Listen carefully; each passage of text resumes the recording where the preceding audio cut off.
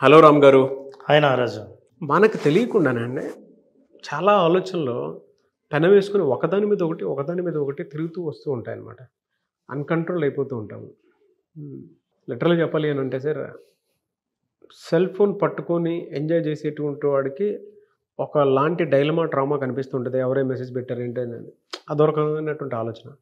దాంట్లో డిప్రెషను, ఆందోళనల దాకా వెళ్ళేటువంటి వాళ్ళు చాలామంది ఉంటారు. ఆళ్ళలా నేను లేనే, ఈళ్ళలా నేను లేనే అని. కెరీర్ బాలేదు, నేనెలా సక్సెస్ అవ్వాలి అనేటువంటి ఆలోచన మీద ఆలోచించేటప్పుడు కొన్ని నెగెటివ్ థాట్స్ వస్తాయి.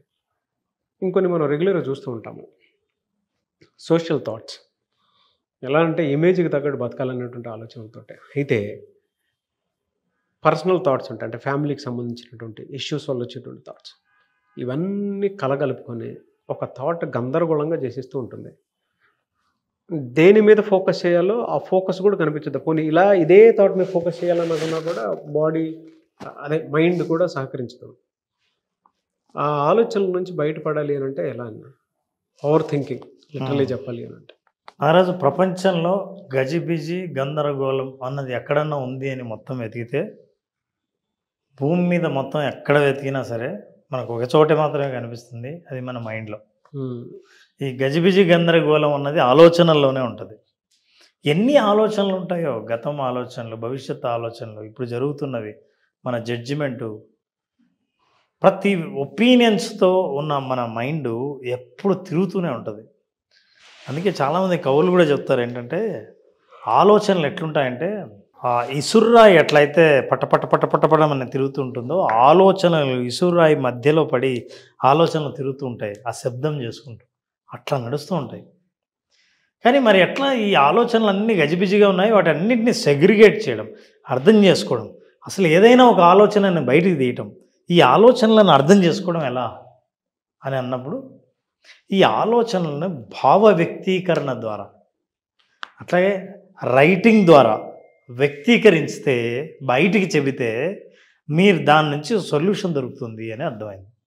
దీంతో ఒక అద్భుతమైన టెక్నిక్ ఉంది. ఎవరికైనా సరే గందరగోళమైన ఆలోచనలు కంటిన్యూస్గా వస్తూ, నా ఆలోచనలు ఏంటో నేనే అర్థం చేసుకోవాలన్న ఆలోచన వచ్చినప్పుడు, నేను అసలు నాకు వచ్చిన ఆలోచనల్లోంచి ఒక థ్రెడ్ బయట తీయాలని అనిపించినప్పుడు, the best secret is this scripting. Scripting is a wonderful technique. దీంతో అసలు నాకు ఎట్లాంటి ఆలోచనలు వస్తున్నాయో నాకు తెలుస్తుంది. వచ్చే 100 ఆలోచనలను సపరేట్ చేయగలుగుతాను. ఏ ఆలోచన ఎన్ని ఉన్నాయి, ఎలా ఉన్నాయని. అంటే కంటికి మనకు స్పష్టంగా కనిపిస్తుంది. సో అట్లా ఆ స్పష్టత ఉన్నప్పుడు మనుషులకు ఉన్న క్లారిటీ కానీ, కాన్ఫిడెన్స్ కానీ ఎలా ఉంటుంది అనడానికి, నారాజు, ఇప్పుడు ఈ చిత్రం చూస్తే నీకు ఏమనిపిస్తుందో చెప్పు. ఒక సుడిగుండంలో నుంచి కొట్టుకొచ్చిన వాటర్లో అయితే ఉంటుందో అలా ఉంది. వరదల్లోనో సుడిగుండంలోనో నీళ్లు ఉధృతంగా ఫోర్స్ అలా ఉంది. ఫోర్స్ ఉంది. అంటే కొంచెం ఇదిగా ఉంది కదా, లోపలంతా మడ్డి ఉంది, చుట్టుపక్కల చెట్లు ఉన్నట్టున్నాయి, ఏదో ఆ రాళ్ళు రప్పలు మొత్తం కొట్టుకొని వచ్చినట్టున్నాయి. కరెక్ట్. ఇప్పుడు ఇది చూస్తే ఎలా ఉంది? నేచర్ ప్లజెంట్గా ఉంది. నీ ఫేషియల్ ఎక్స్ప్రెషన్ చూడు నాగరాజు.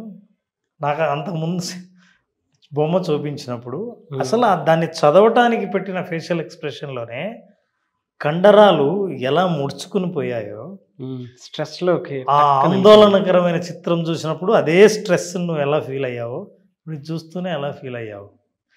మనం ఏ దృశ్యాన్ని ఎంతసేపు అయినా సరే చూడాలని అనుకుంటాం, ఈ దృశ్యాన్ని చూడాలి. ఆ గందరగోళంలో తొందరగా అలసిపోతాం. ఇలా ఉన్నప్పుడు ఎలా ఉంటుంది చెప్తున్నా? ఈ రోడ్లో మనం ప్రయాణం చేయాలని అనుకుంటామా? నీరసం వస్తుంది సార్. మనం ప్రయాణం చేయకపోయినా సరే అసలు మనం ఇక్కడ చూస్తే సడన్గా మన ఎక్స్ప్రెషన్ ఏంటో తెలుసా? We place our self there. మనల్ని మనం అందులో పెట్టుకొని ఊహించుకుంటాం. వచ్చేస్తుంది ఆలోచన వచ్చేస్తుంది. తగ్గట్లేదు అసలు. నాకు వెంటనే నీరసం వచ్చేసింది. ఈ రోజుకి ట్రాఫిక్ అనగానే నాకు ఎలా తప్పించుకుంటామా అని, ట్రాఫిక్లో ఉంటే అది ఒక సమస్య, నిజంగా మన జీవితంలోనే సమస్య ఉన్నట్టు ఫీల్ అవుతాం. అది ఫేస్ చేసేటువంటి వాళ్ళకి మాత్రమే తెలుసు. ప్రపంచంలో ఎన్ని ప్రాబ్లమ్స్ ఉన్నా మీకు ట్రాఫిక్ పెద్ద సమస్య అని అంటే కొన్ని ఉంటాయి. ఎందుకంటే యాక్చువల్గా ట్రాఫిక్ సంబంధించిన సైకాలజీ ఉంది నారాజు. అదే ఎందుకంటే ట్రాఫిక్లో ఎంత గందరగోళం ఉంటుందో మనిషి స్ట్రెస్కి గురి కావడానికి, ఆందోళన, కోపానికి కారణం ట్రాఫిక్ జామ్స్. సో అది అందులో ఇరుక్కొని వచ్చిన వాడు ఆఫీస్లో కానీ ఇంట్లో కానీ మనశ్శాంతిగా ఏ పని చేసుకోలేడు. పైగా ముందే ఒక కారణంగా చెప్తాడు, ముందే నేను ట్రాఫిక్లో ఇరుక్కుని వస్తున్నాను, ఇంకా నన్ను చిరాకు పెట్టద్దు అని. అంటే నేను ఆల్రెడీ చిరాకుని అనుభవించాను అని. ఇది చూస్తున్నప్పుడు ఎలా ఉంటుంది, మనం ప్రయాణం చేయకపోయినా ఊరికే దూరం నుంచి చూస్తే కూడా ఇది ఎలా ఉంటుంది? బా వండర్ఫుల్గా ఉంది సార్. సీనరీ, పిక్చర్, పద్ధతి, ఒక్కొక్క స్ట్రక్చర్, దాంతోపాటు సిస్టమాటిక్ సిస్టమ్. Right, true.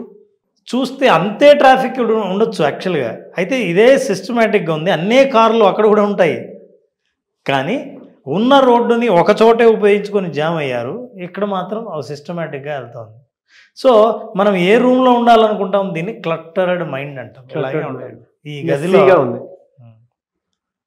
ఇప్పుడు నేను ఎవరినైనా ఒక వ్యక్తిని గదిలో కూర్చోబెట్టి భవిష్యత్తులో నువ్వు సాధించాలనుకున్న లక్ష్యం ఏదో ఒకసారి ఆలోచించు అని అన్నప్పుడు అసలు లక్ష్యం పక్క నుంచి ఇవన్నీ పాత బట్టలు, విసిరేసిన సామాను, ఇదంతా మైండ్లో ఉంటుంది. నా బాడీ లాంగ్వేజ్ లాగా నీరసంగా.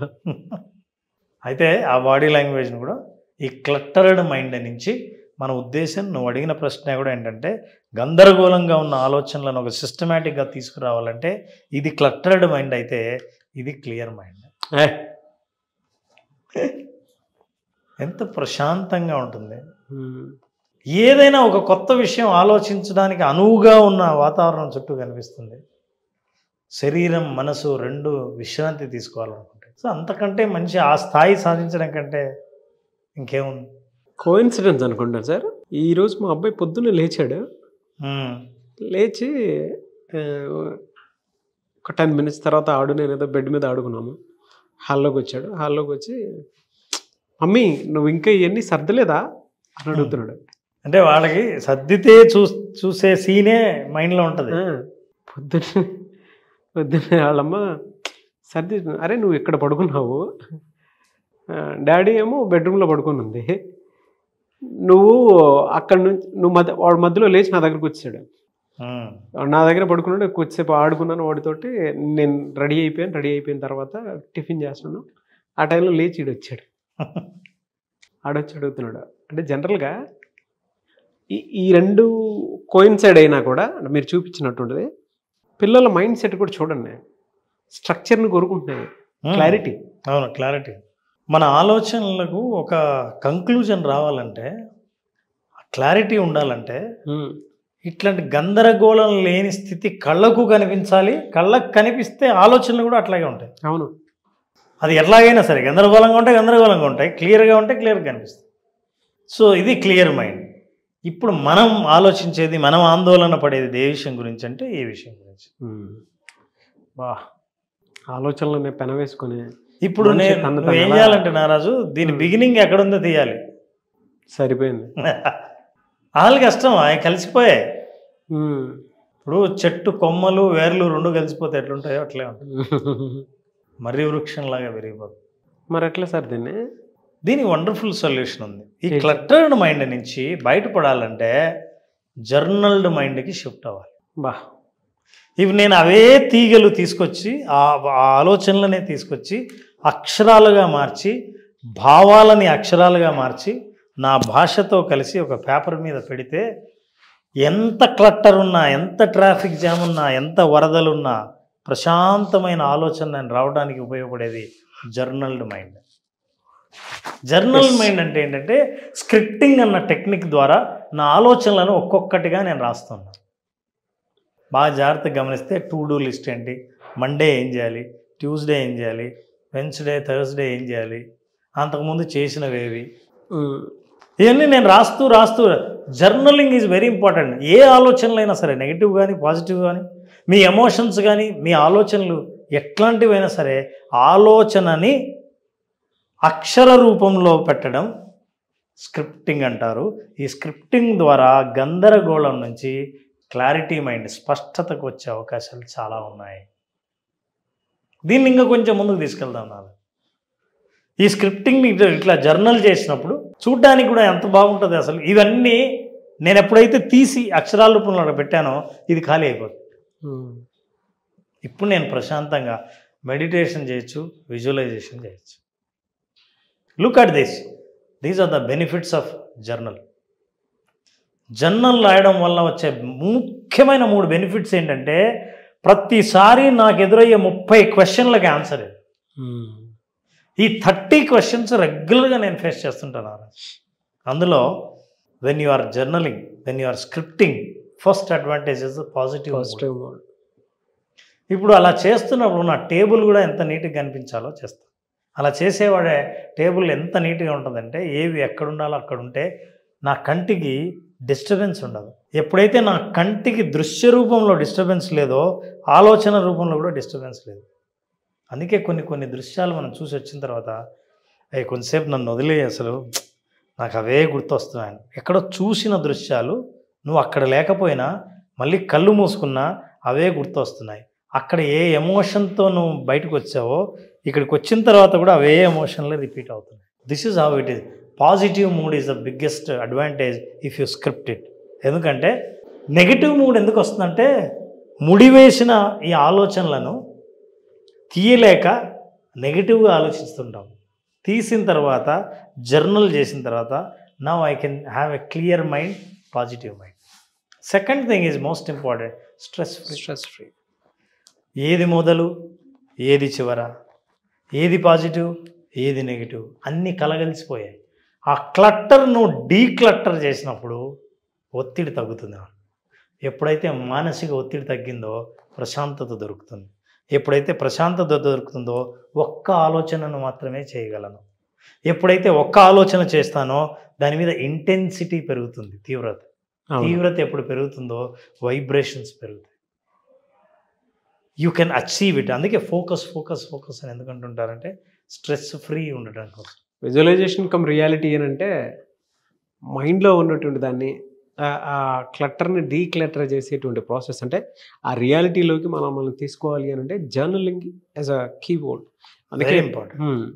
అర్లీ మార్నింగ్ 5 o'clock లేచినప్పుడు మనం రెగ్యులర్ ఏవైతే మనం చేసుకుంటూ ఉంటాం అది అయిపోయిన తర్వాత డెఫినెట్గా జర్నలింగ్ కనుక రాస్తే జీవితం మీద క్లారిటీ అయితే డెఫినెట్గా వస్తూ ఉంటుంది. ఆలోచనలు అర్లీ మార్నింగ్ చేయడం వల్ల అద్భుతమైన అడ్వాంటేజ్ ఉంది. ఒక్కొక్కసారి క్రియేటివ్ థాట్స్ వస్తాయి, తెల్లవారి అరగంట గంటకి మర్చిపోతారు. సో ఎర్లీ మార్నింగ్ రాస్తే వచ్చిన ఆలోచనలు వెంటనే రాసేవు కాబట్టి పొద్దున్నే ఫ్రెష్గా నిద్రలేస్తాం ఆఫ్టర్ జర్నలింగ్. ఇంక ఏదైనా ఈరోజు చేయవలసిన పనుల గురించి ఆలోచించే అవకాశం ఉంటుంది. Third one is clarity. నేనేం చెయ్యాలి, ఏం పెండింగ్ ఉంది, ఇంకా ఏం చేస్తే నేను ఎంత ముందుకు వెళ్తాను, వీటన్నిటి పట్ల నాకు స్పష్టత ఉంటుంది. ఈ 3 అడ్వాంటేజెస్ ఉన్నాయి. యాక్చువల్గా ఈ 3 రకరకాల ప్రశ్నలుగా నేను చెప్పినట్టు 30 ప్రశ్నలకి 3 సమాధానాలు అంటే ఇవే. Positive mood, stress free, clarity. And now Nagaraj, mental and emotional wellbeing. కళ్ళు ఎలా ఉన్నాయి చూస్తుంటే? పిక్చర్ ప్లెజెంట్గా ఉంది సార్.